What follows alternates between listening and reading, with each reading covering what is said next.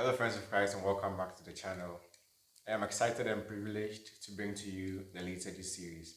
Have you ever wondered what liturgy is about? What is the church's definition of liturgy? How do you understand liturgy? How has it evolved from antiquity, from history till now? Why do you celebrate the liturgy? Why does the church celebrate the liturgy? And what do you and I seek to gain? The various liturgies that we do celebrate.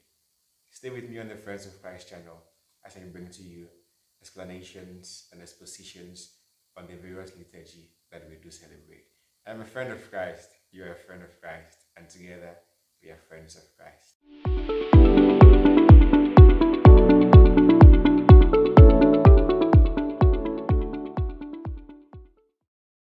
Liturgy is from the Greek word liturgia, and it means public work or service. In the church's tradition, what liturgy means is that the people of God partake in the work of God.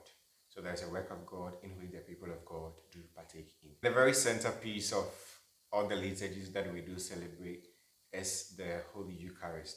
All the other liturgies, all the processions, all the devotions and what have you are all ordered by the Holy Eucharist, being in the center and then the source of our daily celebrations.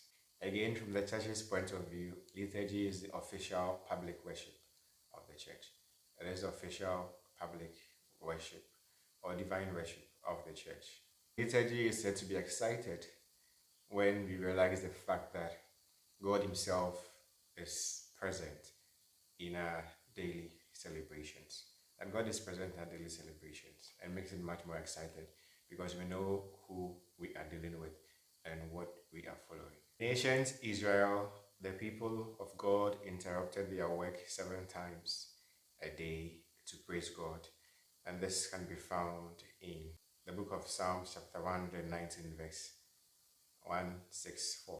Jesus Himself participated in the liturgy when He called His apostles to the upper room to celebrate the liturgy of liturgies, that is, giving them Himself in the Last Supper.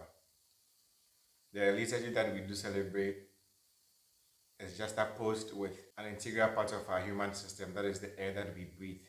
Every human being needs air to breathe, oxygen to breathe in and carbon dioxide to breathe out. This is a vital component of our existence as human beings. In like manner, the church also thrives on the liturgies that we do celebrate to exist, so to say. Remember that we established that the essential part of the liturgies that we do celebrate is the Holy Eucharist. The Holy Eucharist. And in celebrating our liturgies, it is God Himself who breathes into us. He gives us the life and the strength to move on with our daily activities. And we are being enriched by His word and then His body and blood and the sacraments in it. And remember that anyone who feels God's love is always happy to go to church and excited to feel that sense of belonging that he or she has with the people of God.